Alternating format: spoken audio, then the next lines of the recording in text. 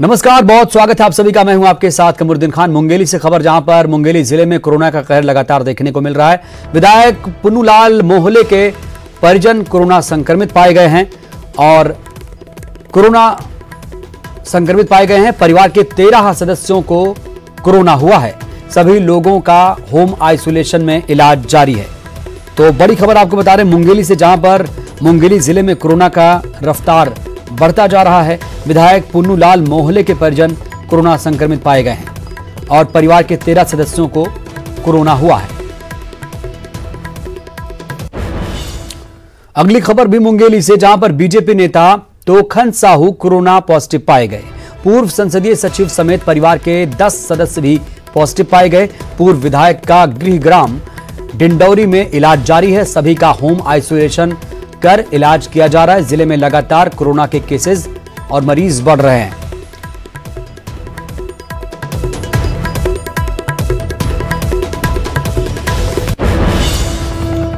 इधर केंद्र सरकार को बार बार खत लिखने को लेकर एक बार फिर पूर्व मंत्री अजय चंद्राकर ने प्रदेश सरकार पर निशाना साधा।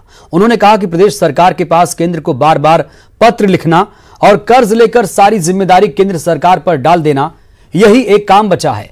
उन्होंने प्रदेश सरकार में तेजी से बढ़ रहे कोरोना के मामले को लेकर भी प्रदेश सरकार पर तंज कसा और सरकार के बीच एक मत नहीं होने का भी आरोप लगा दिया।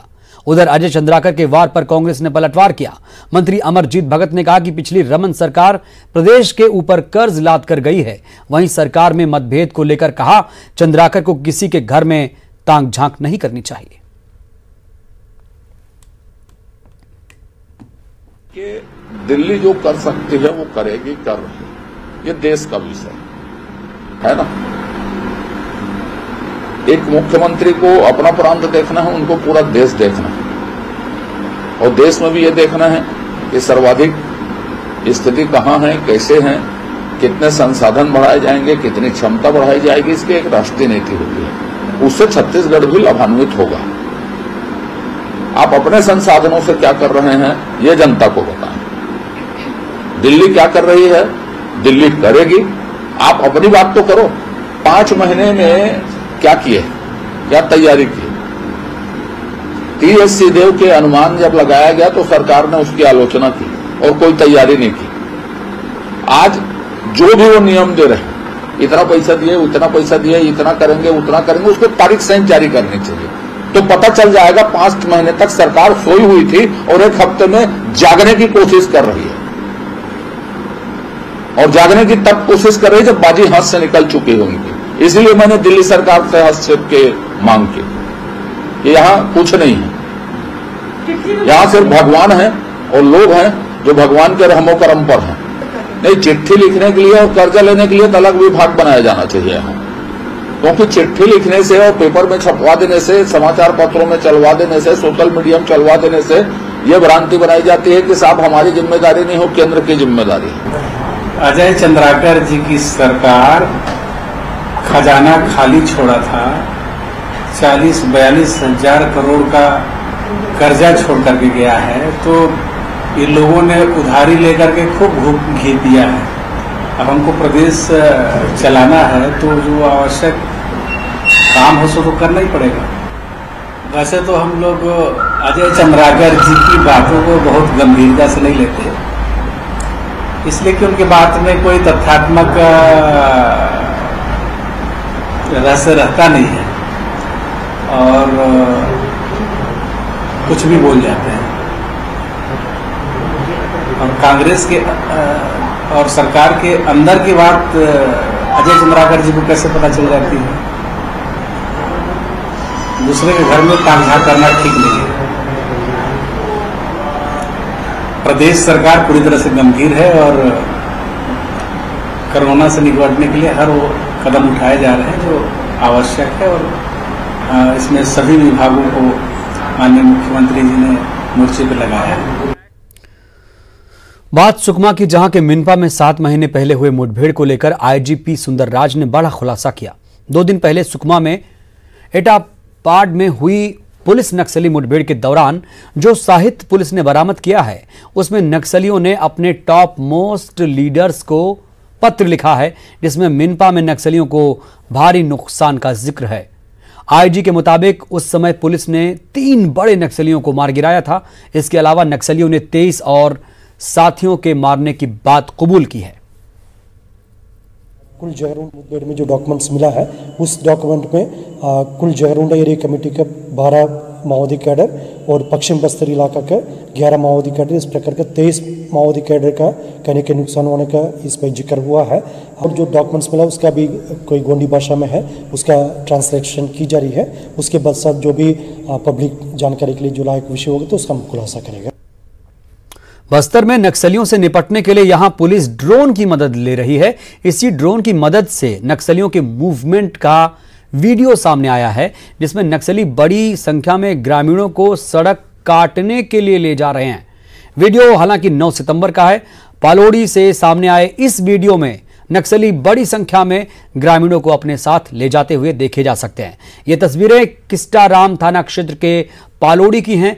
सुकमा एसपी शलभ सिन्हा ने मामले की पुष्टि की और आपको याद दिला दें कि नक्सली ग्रामीणों को डरा धमका कर अपना काम करवाते हैं और उनका विरोध करने पर मारपीट करते हैं और अक्सर ग्रामीणों की हत्या भी इसी वजह से कर दी जाती है।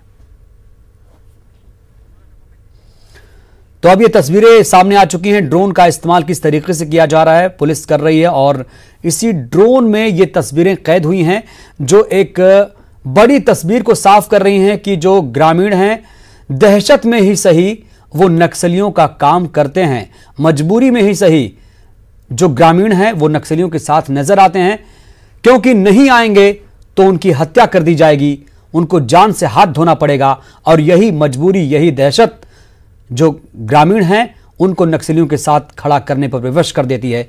ये तस्वीर बहुत कुछ कहती है और उन दावों को भी खारिज करती है जो लगातार कहा जाता है कि नक्सलियों का नेटवर्क ध्वस्त कर दिया गया है, नक्सलियों का खात्मा बस होने ही वाला है। लेकिन ऐसी जो हकीकत है, जमीनी हकीकत, वो कहीं नजर नहीं आ रही है। इंद्रावती नदी पर चाचा भतीजे के फर्जी एनकाउंटर मामले में हाईकोर्ट ने याचिकाकर्ता से 6 हफ्ते में जवाब देने को कहा। इससे पहले शासन ने कोर्ट में अपना जवाब दाखिल किया था। पिछली सुनवाई में कोर्ट ने राज्य सरकार, गृह सचिव, बीजापुर कलेक्टर और एसपी को नोटिस जारी कर जवाब तलब किया था। इसमें सभी का जवाब आ गया है। याचिकाकर्ता ने पुलिस पर 35 साल के चाचा माटा अलामी और 15 साल के भतीजे के एनकाउंटर का आरोप लगाया है। आरोपों के मुताबिक चाचा भतीजा इंद्रावती नदी पार कर तुमनार राशन लेने गए थे, जहां पुलिस ने पकड़कर परिवार के सामने ही दोनों का एनकाउंटर कर दिया। याचिकाकर्ताओं ने हाईकोर्ट से मामले की सीबीआई की जांच कराने की मांग की है।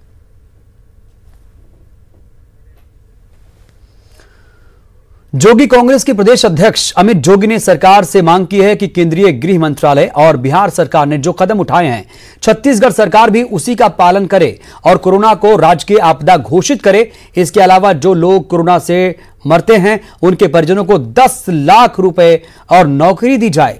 जोगी ने कहा कि आईसीएमआर ने प्लाज्मा थेरेपी की इजाजत नहीं दी है। यह बात पूरी तरह से गलत है। स्वास्थ्य मंत्री टीएस सिंहदेव आईसीएमआर की मूल रिपोर्ट को पढ़ें। पहले तो मैं सरकार से ये मांग करता हूं कि केंद्रीय गृह मंत्रालय और बिहार सरकार ने जो कदम उठाए हैं उसका परिपालन करें और कोरोना को राजकीय आपदा घोषित करें।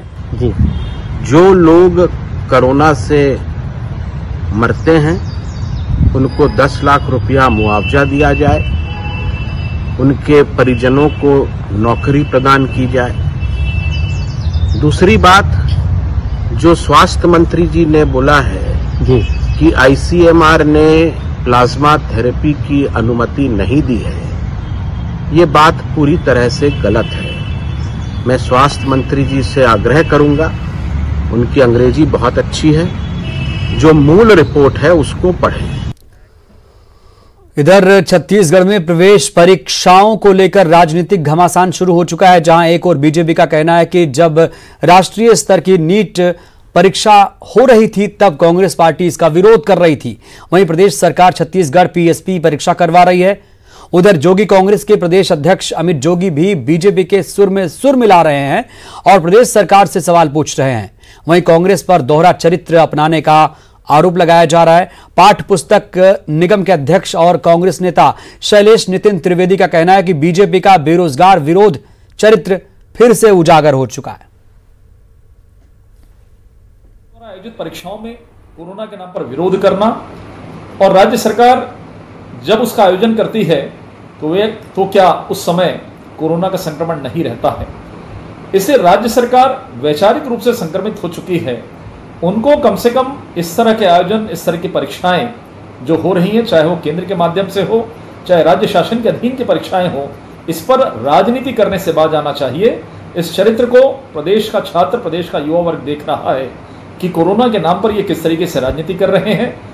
वैसे तो कांग्रेस पार्टी ने नीट परीक्षा का जमकर विरोध किया था, लेकिन उसी पार्टी की छत्तीसगढ़ सरकार क्यों, जब महामारी चरम पर है प्रदेश में, 21 सितंबर को पीएससी की परीक्षा लेने में आमादा है। क्या छत्तीसगढ़ से महामारी खत्म हो गई है? क्या सरकार को नहीं मालूम कि उसी दिन यूजीसी नेट की भी परीक्षा है? छत्तीसगढ़ के लोग दोनों परीक्षा एक साथ कैसे दे सकते हैं? छत्तीसगढ़ राज्य लोक सेवा आयोग की परीक्षाओं का विरोध करके भाजपा ने अपना बेरोजगार विरोधी, युवा विरोधी चरित्र फिर से उजागर कर दिया है। जेईई, एनईईटी की परीक्षा का विरोध इसलिए किया जा रहा था क्योंकि इन परीक्षाओं में बड़ी संख्या में छात्र भाग लेते हैं। पीएससी की परीक्षा में तुलनात्मक रूप से कम लोग भाग लेते हैं और इन छात्रों की जो उम्र होती है उसे देखते हुए संक्रमण के खतरे को लेकर कांग्रेस ने आवाज उठाई थी और ये तो छात्रों की मांग थी कि इन परीक्षाओं को रोका जाए। दुर्ग जिले में निजी स्कूलों और पालकों के बीच फीस को लेकर तकरार बढ़ती जा रही है। एक और स्कूल प्रबंधन बच्चों की फीस जमा करने के लिए बार बार सूचित कर रहा है, वहीं लॉकडाउन में अपने घरों पर ही अपने बच्चों को पढ़ाने वाले पालक स्कूल प्रबंधन के आदेश को अवैध बता रहे हैं। पालकों ने छात्र पालक संघ के बैनर तले प्रदर्शन कर प्रशासन को भी अपनी मंशा से अवगत करा दिया है। शर तो स्कूल की तरफ से आ रहा है, बट स्कूल प्रशासन को शर्म आनी चाहिए फीस मांगते हुए पेरेंट्स से कि किस बात की फीस दें। ऑनलाइन के नाम से ये उनकी मंशा थी एक्चुअली कि ऑनलाइन पढ़ाई कराई जाए और इनसे फीस वसूली जाए, जबकि हमारे बच्चे स्कूल नहीं जा रहे हैं, घर भी पढ़ा रहे हैं, जिसके लिए 15-20 हज़ार रुपये का मोबाइल भी लेके देना पड़ रहा है, उसका डाटा का भी खर्चा है, ये सब स्कूल को देना चाहिए, उल्टा हमसे फीस मांग रहे हैं उन लोग। लॉकडाउन में जैसे स्कूल संचालक फीस के लिए मांग कर रहे हैं, तो एक आम आदमी जिस तरह से सारा काम ठप पड़ा हुआ है लॉकडाउन में, ये सभी को पता ही है, तो संभव नहीं है कि हम किसी भी स्कूल को हम फीस दे सकें। और ऑनलाइन पढ़ाई जो हो रही है उसमें पालक को साथ में बैठ के बच्चों के पढ़ाना पड़ रहा है।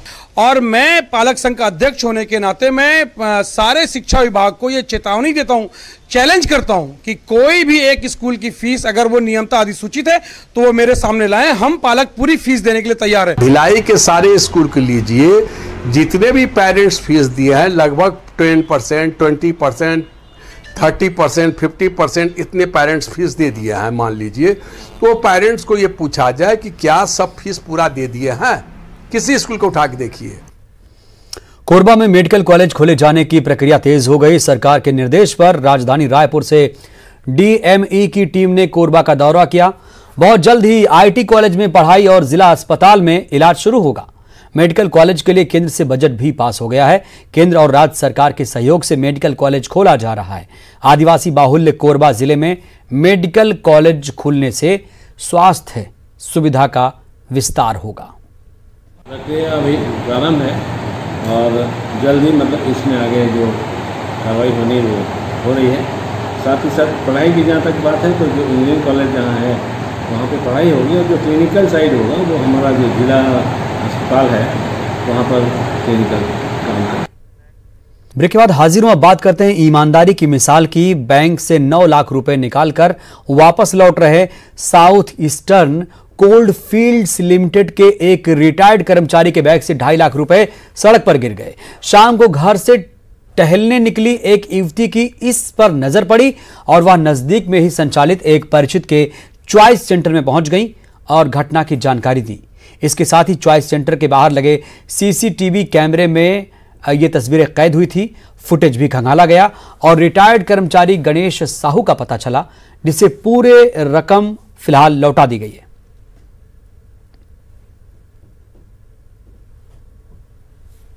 एक लड़की है पड़ोस में, सरस्वती गभेल के नाम से।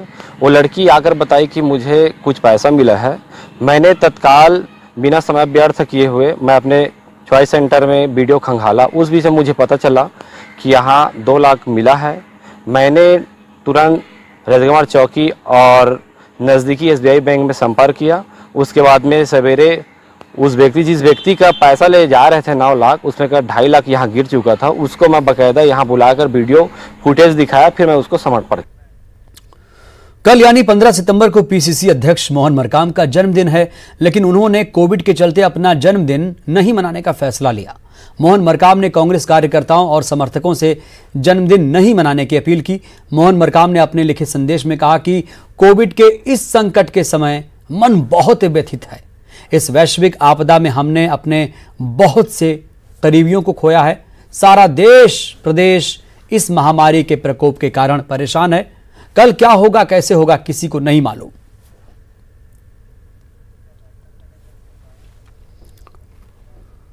कोरोना काल में बिलासपुर के कानन पेंडारी जू की आर्थिक व्यवस्था चरमरा गई। वन्य प्राणियों के देखरेख के साथ अन्य व्यवस्थाओं के लिए प्रबंधन को दिक्कतों का सामना करना पड़ रहा है। बिना पर्याप्त व्यवस्था वन्य प्राणियों के भविष्य पर खतरा मंडरा रहा है। दरअसल कोरोना के कारण सरकार के आदेश के बाद कानन जू लंबे समय तक बंद रहा। अनलॉक के साथ इसे फिर से सैलानियों के लिए शुरू करने की इजाजत तो दे दी गई, लेकिन कोरोना का खौफ ऐसा कि अभी भी विजिटर उस तादाद में जू नहीं पहुंच पा रहे हैं जिस संख्या में कोरोना काल से पहले आते थे। विजिटर्स की संख्या घटने का सीधा असर कानन जू पर आर्थिक रूप से पड़ रहा है। जू जो है एक यहाँ का फेवरेट टूरिस्ट डेस्टिनेशन है। पहले काफ़ी ज़्यादा आय होता था गेट मनी के रूप में, जिससे कानन पेंडारी के संचालन में किसी प्रकार का व्यवधान या दिक्कतें नहीं आती थी।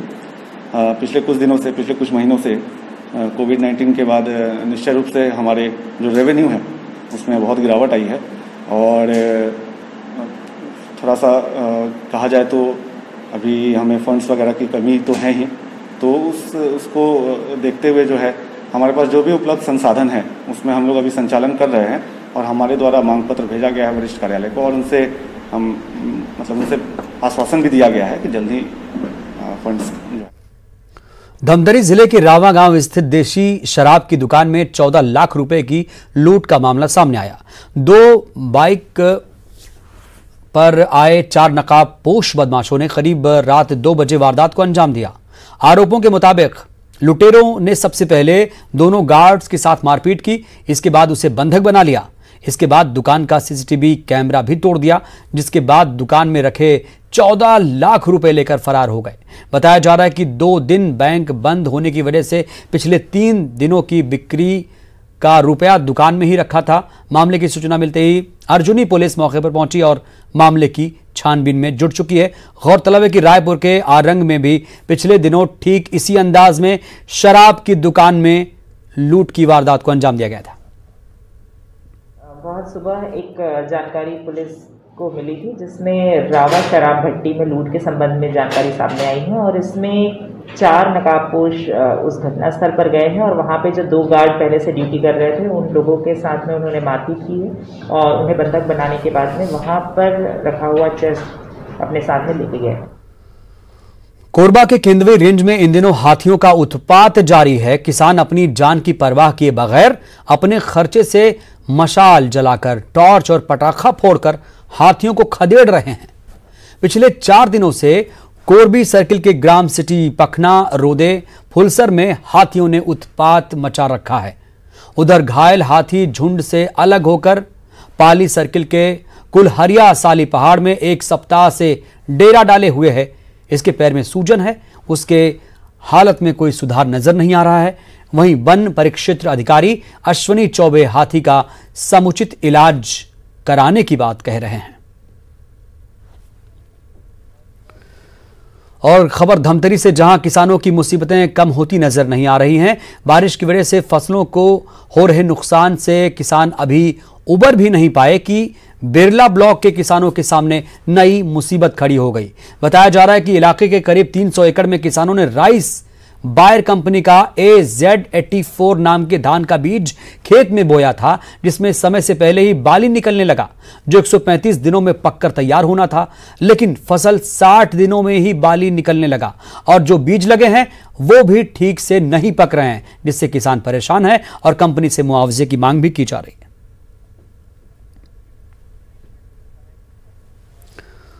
और रायपुर से खबर, जहां पर ऑक्सीजन प्लांट को लेकर एक बड़ी खबर आ रही है। सभी मेडिकल कॉलेजों में ऑक्सीजन प्लांट लगेगा। 5 दिनों के भीतर टेंडर जारी करने के निर्देश दिए गए। अभी सिर्फ रायपुर मेडिकल कॉलेज में ऑक्सीजन प्लांट है। रायपुर मेडिकल कॉलेज के ऑक्सीजन प्लांट को भी अब अपडेट किया जाएगा। 3 नए स्थापित होने वाले मेडिकल कॉलेज में भी ऑक्सीजन प्लांट लगाने की तैयारी शुरू हो चुकी है। स्वास्थ्य मंत्री TS सिंहदेव ने निर्देश जारी कर दिए हैं। तो ऑक्सीजन प्लांट को लेकर बड़ी खबर रायपुर से, सभी मेडिकल कॉलेजों में ऑक्सीजन प्लांट लगेगा, क्योंकि आमतौर पर जब भी कोरोना के मरीज सामने आते हैं तो जब दिक्कतें शुरू होती हैं तो सांस लेने की दिक्कतें लास्ट में ही शुरू होती हैं और हालात वहीं ज़्यादा बिगड़ते हैं। ऐसे में ऑक्सीजन की कमी हो जाए तो मरीजों की मुसीबतें ज़्यादा बढ़ जाती हैं। लिहाजा ऑक्सीजन प्लांट को लेकर यहाँ पर निर्देश जारी किए गए हैं। अभी सिर्फ रायपुर मेडिकल कॉलेज में ऑक्सीजन प्लांट है और 5 दिनों के भीतर टेंडर जारी करने के निर्देश दिए गए हैं।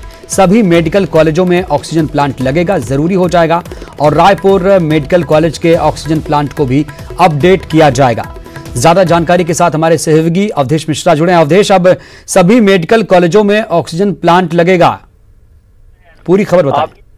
देखिए, जिस तरह से छत्तीसगढ़ में लगातार कोरोना के मरीज बढ़ते जा रहे हैं और वेंटिलेटर के साथ साथ ऑक्सीजन की जो कमी प्राथमिक रूप से सामने आई है, जिससे कई तरह की दिक्कतें हो रही है, मरीजों को परेशानियां हो रही है। इस तहत आज स्वास्थ्य मंत्री ने जो कमांड एंड कंट्रोल सेंटर में जो बैठक हुई, इस बैठक में निर्णय लिया गया, ये निर्देश जारी किए गए कि सभी सरकारी मेडिकल कॉलेज और 3 जो नए मेडिकल कॉलेज जो बनने हैं, उन सभी मतलब कुल 9 मेडिकल कॉलेज में जो ऑक्सीजन प्लांट की स्थापना की जाएगी और रायपुर मेडिकल कॉलेज में जो पहले से ऑक्सीजन प्लांट है उसे भी दुरुस्त करके उसके कैपेसिटी को बढ़ाया जाएगा। तो कुल मिला के समझा जा सकता है कि ऑक्सीजन की लगातार कमी की जो खबरें निकल के आ रही थी, उसके बाद राज्य सरकार ने एक बड़ा निर्णय लिया है कि सभी मेडिकल कॉलेज में ऑक्सीजन प्लांट की स्थापना होगी और न केवल ऑक्सीजन प्लांट बल्कि और अन्य निर्णय लिए गए हैं, जिसके तहत खरीदी को लेकर भी पारदर्शिता। चलिए, तो कई सारे महत्वपूर्ण फैसले लिए गए। बहुत बहुत शुक्रिया आपका अवधेश जानकारी देने के लिए।